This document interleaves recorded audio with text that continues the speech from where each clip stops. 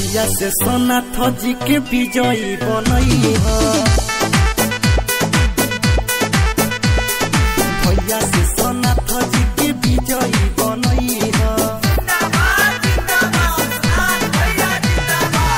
देखी अपन उठई नहीं के जीतई ह देखी अपन उठई नहीं के जीतई ह भैया से सोनाथ जी के विजयी बनई ह